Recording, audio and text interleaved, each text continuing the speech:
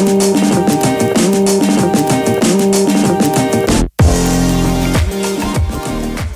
tal, amigos? Bienvenidos a este segundo episodio del podcast Hablemos de Fútbol. Mi nombre es Jesús Sánchez y como en el primer episodio es un placer darles la bienvenida a este podcast que, como lo dice su nombre, se trata de hablar de fútbol, el fútbol americano y específicamente de la NFL.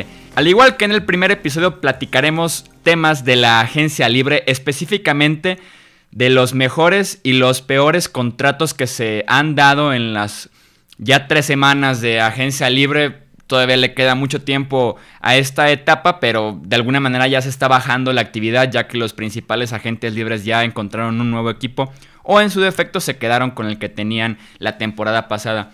En los controles de este podcast está nuevamente Edgar Gallardo, productor y amigo de este podcast de Hablemos de Fútbol. Y vamos a iniciar ahora sí en materia de fútbol americano y empezamos a platicar de estos mejores y peores contratos según mi opinión. El primero, y que aunque suene extraño y por el jugador del que estamos hablando y sobre todo del equipo, que este equipo parece que se dedicó a regarla más que acertar en esta agencia libre, es el contrato que firmó Brian Hoyer para ser quarterback de los San Francisco 49ers por 2 años y tan solo $12 millones. Hoyer no podrá ser el quarterback ideal para tu franquicia, para reconstruirla, como es el caso de San Francisco, pero por lo menos es un quarterback titular decente que te pueda ahí sostener la posición durante 1 o 2 temporadas, que es justamente lo que es este contrato, y San Francisco de esta manera puede desarrollar un quarterback que ellos se sientan cómodos, ya sea del draft de este año o del siguiente, teniendo a Brian Hoyer, que tiene experiencia como titular en Houston, experiencia como suplente en Nueva Inglaterra, también estuvo jugando en Chicago, así que la experiencia le sobra y de alguna manera es un líder que puede tener un equipo muy joven y que dejó ir a muchas piezas de sus rosters anteriores que los llevaban hasta el Super Bowl incluso. Así que Hoyer en los 49ers me gusta esa opción mientras encuentran un quarterback que ya veremos si se animan a jalar el gatillo en el top 5 de este draft de la NFL. Un contrato en esta misma posición que no me gustó para nada fue el de Mike Glennon, firmando con los Chicago Bears por $45 millones en 3 temporadas. Desafortunadamente para la NFL en general este es el precio que tienes que pagar para un quarterback titular, que por eso es que incluso me gustó todavía más el de Hoyer, que apenas está ganando $6 millones anuales. En el caso de Glennon y los Bears son 15 por temporada. Para un quarterback que ha jugado muy poco, que cada año era el rumor de que ahora sí van a cambiar los Buccaneers, finalmente se hizo agente libre y los Bears parece que se metieron en una puja ellos solos, no había realmente ningún otro equipo interesado. Terminaron dándole $15 millones a un quarterback que ha tenido muy poca experiencia como titular en la NFL, que es una incógnita hasta cierto punto y que realmente no es tan talentoso como otros quarterbacks que han saltado de ser suplentes a titulares. En este caso Mike Glennon es un quarterback muy alto, con poca movilidad, así que no sé qué tanto pueda ofrecer este quarterback con Chicago, pero ya veremos qué tal le va con los Bears. Manteniéndonos en la tónica de los contratos que no me gustaron en esta agencia libre, está el del fullback Kyle Juszczyk, que firmó por 4 años y $21 millones. Vamos a darles aquí como una pausa para recapacitar y que entre bien en la cabeza el hecho de que un fullback está ganando $7 millones anuales. Sí, suena triste y lo que le sigue, y por eso San Francisco justamente en este offseason, cambiando de head coach, cambiando de GM, se convirtieron como en la mina de oro de los agentes de jugadores promedio, que en San Francisco les dieron muchísimo dinero y uno de ellos fue un fullback. Ahora sí que quienes decían que la posición se está muriendo, tengan a Kyle Juszczyk ganando $7 millones anuales más que como la mitad o más de la mitad de los corredores titulares en la NFL. Así que fullback, $21 millones, no sé cómo lo logró, pero felicidades a Juszczyk y sobre todo a su agente, que es el que realmente ganó en este contrato.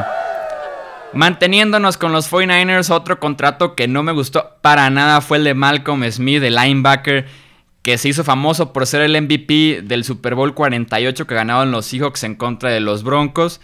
Después se fue a Oakland, donde fue un fiasco y donde la temporada pasada era como la papa, como le dicen aquí en México, de esa defensiva. Literalmente era buscar a Malcolm Smith, corre hacia su lado, si está cubriendo a una ala cerrada, lánzasela a él, si está cubriendo un corredor, ahí tienes la opción para para buscar el pase, así que Malcolm Smith ya se fue de Oakland, se quedó en la Bahía, se fue a San Francisco y firmó por $26.5 millones repartidos en 5 años. Así que San Francisco, gracias por hacer rico a muchos agentes, a muchos jugadores, pero el récord se va a mantener muy similar al de la temporada pasada, que creo fue de 2 ganados y 14 perdidos. Así que mucho movimiento, mucho dinero, pero muy poco talento que añadieron a su roster. Pasando a un temas más positivos, vamos con los que me gustaron. Brandon Marshall a los Giants por 2 años y $11 millones. Esta fue una contratación que se dio incluso antes de que se abriera la agencia libre, porque Brandon Marshall, al ser cortado por los Jets, tenía la opción para firmar con un equipo antes de que iniciara el proceso de la agencia libre como tal, formalmente la agencia libre. Y realmente me gustó que por apenas 5 millones anuales encuentres a un receptor que sí ya supera los 30 años, pero y que no corre tan rápido como antes lo hacía, pero que sigue siendo muy dominante, que sigue teniendo un físico impresionante y que con los Giants les hacía falta justamente un receptor de su tipo. Tenían ya a Odell Beckham para estirar el campo, tenían al novato Sterling Shepard para trabajar en el slot, así que hacía falta una presencia importante, un receptor grande que jugara en el otro extremo. Odell Beckham y Brandon Marshall es la opción perfecta. Y sobre todo porque Brandon Marshall siempre termina mal en sus equipos de la NFL, no importa cuándo le hace esto y no importa si lo lees en Denver, en Miami, en Chicago, con los mismos Jets de esta misma ciudad, siempre termina mal. Pero la característica de estos pleitos que tiene Brandon Marshall es que el primer año siempre es excelente y ya para el segundo o el tercero es cuando se rompe la relación. Así que los Giants por lo menos tienen la presencia de un receptor muy bueno durante un año. Ya al segundo veremos qué tal le va en Nueva York.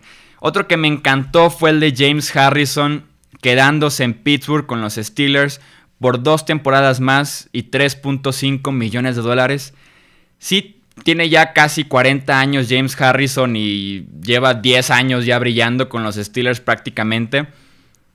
Pero aún así, por más que ya le pese la edad y por más que ya tenga muchos juegos jugados, si ves la defensiva de los Steelers la temporada pasada, durante el inicio de la temporada fue el único jugador que tuvo decente bueno esa defensiva de los Steelers, y ya para la segunda mitad, que muchos mejoraron, que muchos llevaron su juego a otro nivel, James Harrison seguía siendo de los mejores. Así que puede tener 38, 39 años y Harrison sigue aportando muchísimo a la defensiva de los Steelers.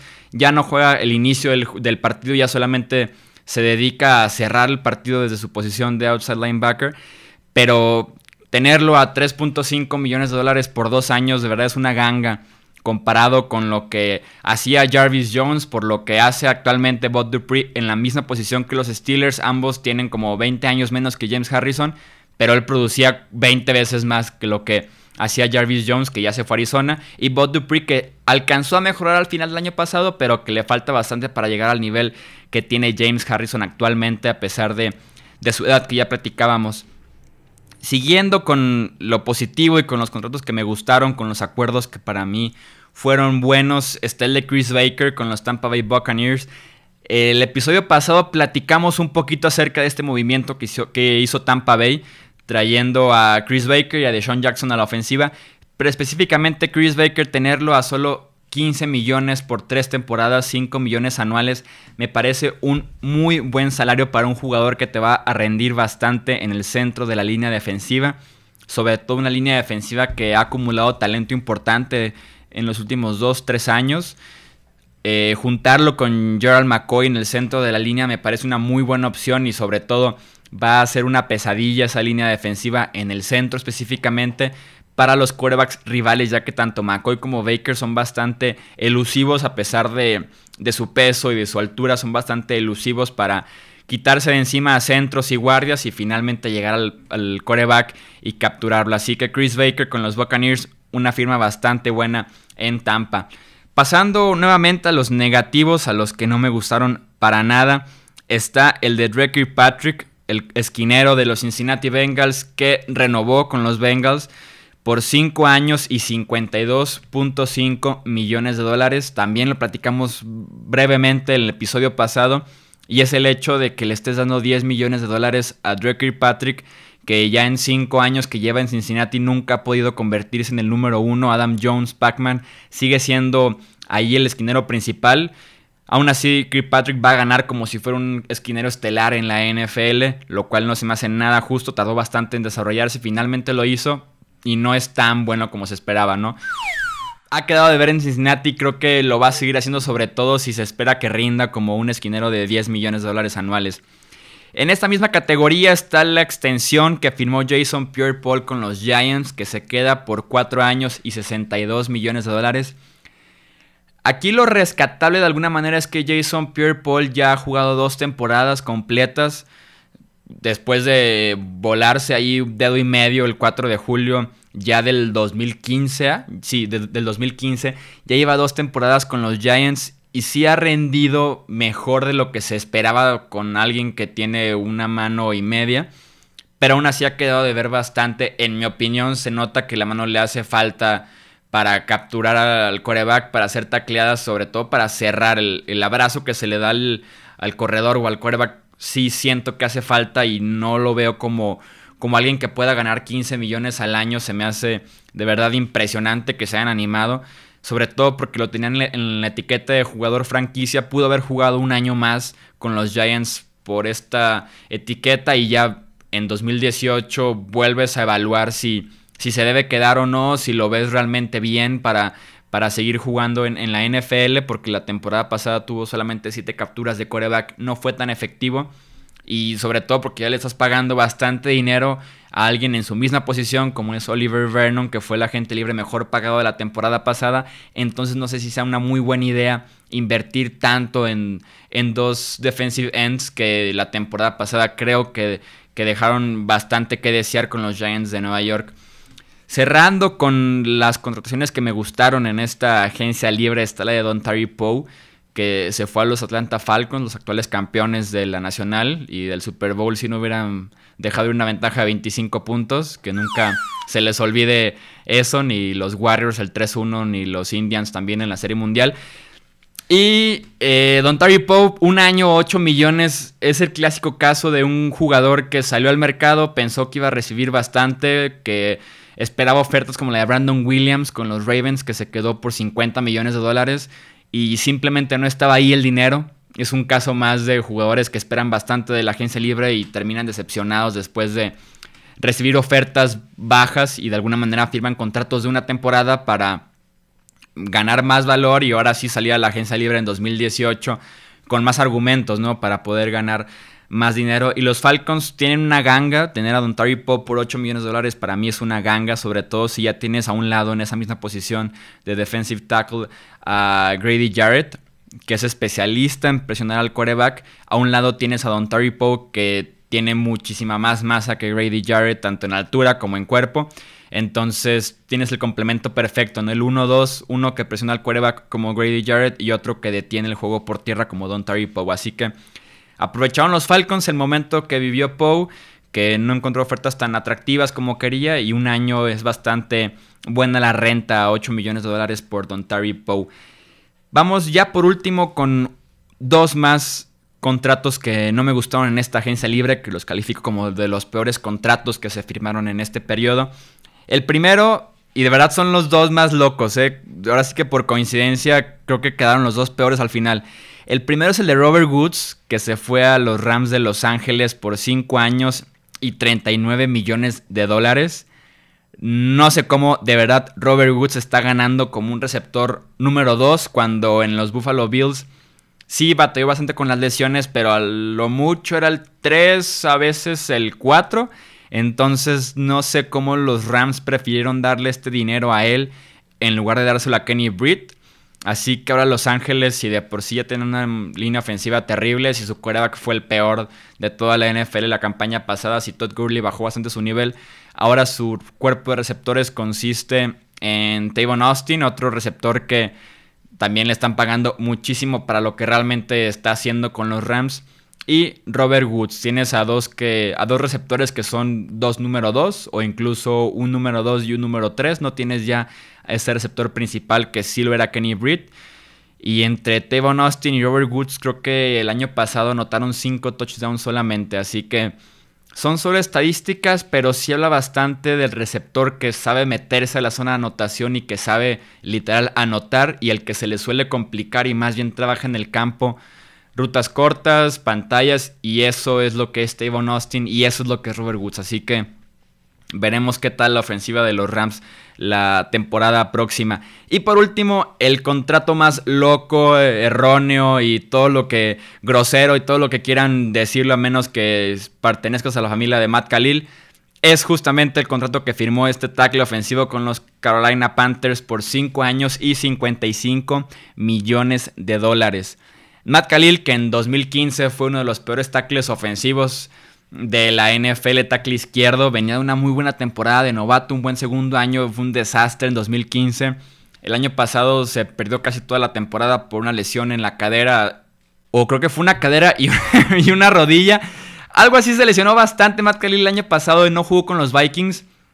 ¿Y qué lo recibe en la agencia libre? Un contrato de $55 millones, 11 millones anuales. Gana como uno de los mejores tackles izquierdos de la NFL. Y los Panthers sí tienen fama de ser buenos entrenando alineados ofensivos. Ahí está de hecho el hermano de Matt Kalil, es el centro de los Panthers. Entonces de alguna manera tienen argumentos para que mejore juntándolo con su hermano y con el staff de línea ofensiva en Carolina. Pero Matt Kalil no sé si tenga solución. Después de verlo con los Vikings los últimos 2-3 años, no sé si sea la solución que esperan y sobre todo un precio pero tan alto que pagaron por él, $55 millones. Por si no les quedó claro, eso es lo que está ganando Matt Kalil las próximas 5 temporadas. Ya quisiéramos ganar en Hablemos de Fútbol ese dinero, ¿no? Que ahorita es gratis, así que ya con eso vamos a cerrar en esa nota. Vamos a cerrar lo que fue este segundo episodio. Si van escuchando por primera vez, los invito a que escuchen el primer episodio que se subió el martes por la mañana y tarde en YouTube. Y hablando de plataformas, recuerden que nos pueden escuchar en iTunes, en SoundCloud y en Stitcher, solamente audio. Por si no tienen esas aplicaciones para escuchar podcast, también pueden hacerlo en YouTube. Son podcasts como están ahorita viendo, muy breves, que platicamos 1 o 2 temas máximo, que es más opinión, medio el debate, medio la jiribilla de lo que es la NFL, pero siempre tratando de informar y de platicar de los temas más relevantes que existan en la NFL en este momento.